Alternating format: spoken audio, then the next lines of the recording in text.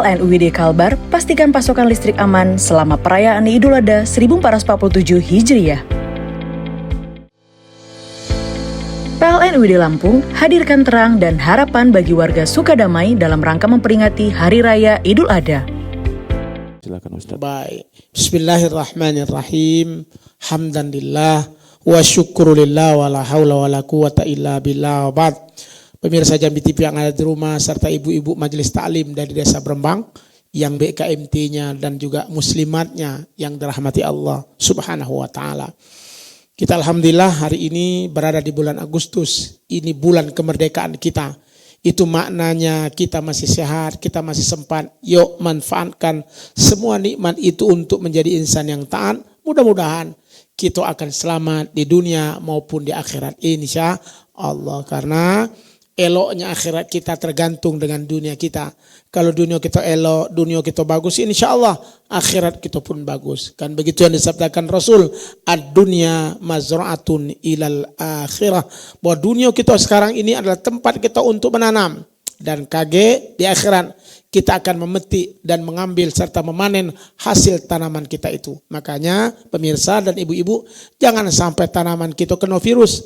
Jangan sampai tanaman kita kena hama. Jangan sampai tanaman kita tidak elok. Karena mungkin ketidakikhlasan kita, karena mungkin keburukan akhlak kita. Maka terus pupuk dengan hal-hal yang baik. Terus jaga dari hal-hal yang buruk. Sehingga tanaman-tanaman kita di dunia ini menjadi baik. Dan nanti di akhirat kita akan memetiknya dengan cara yang baik pula. Karena dunia kita hanya sementara, yang kekal adalah akhirat kita. Begitu yang Allah firmankan dalam Al-Quran, wal akhiratu khairu wa abqa. Di ayat wal akhiratu khairul laka minal ula. Bahwa akhirat kita itu utama, sedangkan dunia hanya sementara. Mudah-mudahan gawe kita dunia ini terus kita upgrade, terus kita perbaiki dan terus kita tengkarkan.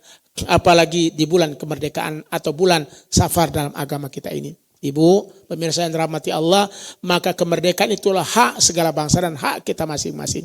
Bahkan pemirsa dan ibu-ibu, merdeka itu wajib kita hadirkan. Merdeka dalam maksud mencari kebebasan dari kehinaan, dari keburukan dan kezaliman. Karena para nabi diutus oleh Allah untuk demikian. Setiap umat itu pasti akan ada nabinya. Dan nabi itu punya tugas untuk memberikan pencerahan, untuk memerdekakan umat serta kaumnya dari berbagai macam kezaliman, keburukan dan juga kehinaan.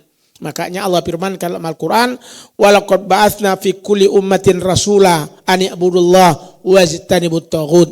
Dan telah kami utus di setiap kaum-kaum itu atau di setiap umat-umat itu rasul. Untuk apa?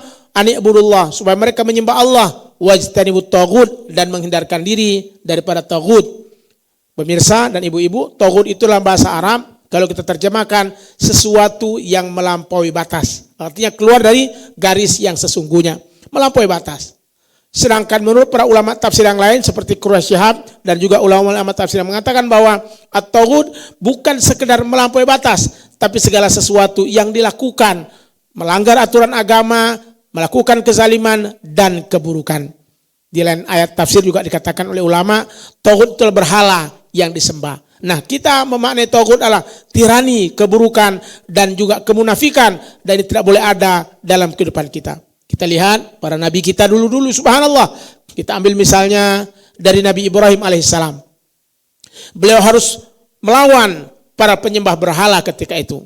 Dan yang dilawan itu bukan orang lain, Ibu. Karena yang buat berhala adalah ayah beliau sendiri namanya Azar, buat berhala. Disembah. Padahal itu adalah sesuatu yang tidak layak untuk disembah. Kenapa? Karena terbuat dari patung berhala itu. Maka beliau harus menyelesaikan itu. Dan di dalam masalah tersebut, pemirsa dan ibu-ibu, ternyata Nabi Ibrahim tidak hanya menghadapi umat yang menyembah berhala, tapi juga menghadapi Namrud, raja yang zalim dan buruk. Berarti Nabi Ibrahim harus menghadapi dan memerdekakan dua keadaan. Pertama, memerdekakan umat dari menyembah berhala. Yang kedua, memerdekakan umat dari zalimnya kepemimpinan dan tirani serta diktatornya kepemimpinan. Karena kenapa? Dikenal Raja Namrud, raja yang tidak baik, raja yang diktator, raja yang buruk. Tapi Nabi Ibrahim terus melakukan perlawanan untuk apa? Memerdekakan umat dari menyembah berhala dan juga dari kezaliman dan kejahatan daripada Raja Namrud.